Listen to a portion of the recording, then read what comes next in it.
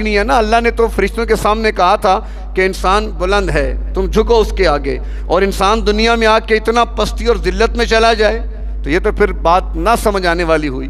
اللہ یہ چاہتے ہیں کہ جیسے اللہ نے انسان کو جو مقام دیا وہ مقام اس کا قائم رہے، اور وہ تبھی ممکن ہے جب وہ اللہ کی مان کر چلے گا، اللہ کے احکامات پر عمل کرے گا۔ جو دین شریعت کسی بھی زمانے میں کسی جن لوگوں کے لیے اللہ نے بھیجا اس پر جب وہ عمل کرے گا تب جا کر وہ کامیاب ہو کر اللہ کے حضور پیش ہوگا۔ اور اس کی بنیادی وجہ کیا ہے کہ علم، جب تک علم نہیں ہوگا عمل کیسے ہوگا؟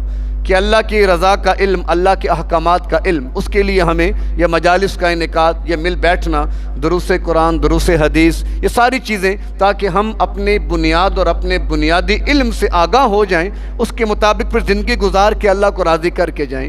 80-90 سال عمر ہو جاتی ہے، بیچارے کو قرآن پڑھنا نہیں آتا دیکھ کر بھی، تو سوچیں نا آپ وہ کہاں کھڑے ہیں، کس مقام پہ کھڑے ہیں۔ تو یہ المیہ ہے ہمارے معاشرے کا کہ آج ہم نے اس قرآن کو چھوڑ دیا، اس کے علم سے بالکل۔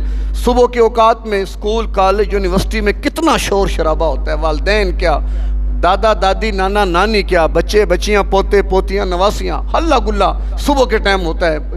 نکلو، پڑھو، گاڑی آگے، جلدی چلو، دیر ہوگی، ٹفن رکھو، کھانا رکھو، بیگ چیک کرو، کاپیاں چیک کرو، کتابیں چیک کرو، اتنی افراتفری کس کے لیے؟ انگلش، سائنس، میتھ، ریاضی۔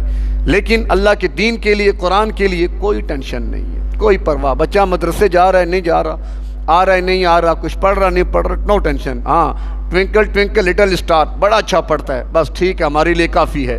پہلا کلمہ سنے بچہ شرماتا ہے، اور چھوڑیں جی کہ پوئم سنے بچے سے، کوئی نظم سنے بچے سے، کتنی بڑی زیادتی ہے، کتنا بڑا نقصان کہ بچے کے دل میں ہم نے اس کے دل کی تختی، جیسے یہ دیوار ہے نا صاف ستھری، ایسے بچوں کا دل ہوتا ہے، اور اس دیوار پہ آپ جو بھی لکھنا چاہیں لکھ سکتے ہیں۔ ایک مرتبہ جب لکھ لیں گے پھر دوبارہ اس کو مٹانا اور اس پر دوبارہ لکھنا بڑا مشکل ہو جاتا ہے۔ تو اسی لیے کہا جاتا ہے کم از کم 7 سال کی عمر تک بچے کو اللہ کا تعارف کراؤ۔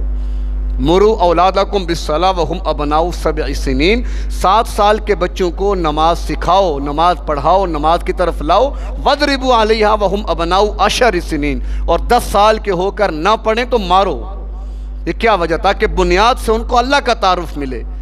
ٹھیک ہے، ڈاکٹر بھی ہماری ضرورت ہے، انجینئر بھی، وکلا بھی ہماری ضرورت ہے، لیکن قرآن اور دین کے بعد ہم ڈاکٹر اعلیٰ درجے کے بن جائیں، انجینئر پائے کے بن جائیں، اور اگر ہم اللہ کو راضی نہ کر سکے تو ہم نے کیا حاصل کیا؟ ہم نے کیا پایا؟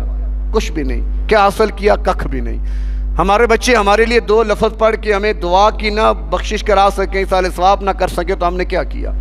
انجینئر بچے بن گئے، رات 2 بجے فون آتا ہے، ایک بچہ ڈاکٹر ہے، ایک انجینئر ہے، ایک بزنس مین ہے، ایک وکیل ہے، فون کرتے ہیں کر صاحب کو، باپ کو غسل دینا ہے، آپ ذرا آ جائیں۔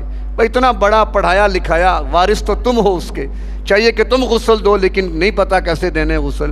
نماز جنازہ کی باری، بلاؤ جی کر صاحب کو، 4 بیٹے ماشاءاللہ پڑھے لکھے، ڈگری ہولڈر، لیکن کتنا بد نصیب ہے وہ باپ کہ اپنے سگے بیٹے اس کو 2 کلمات کہہ کر قبر میں اتارنے کے بھی قابل نہیں ہے۔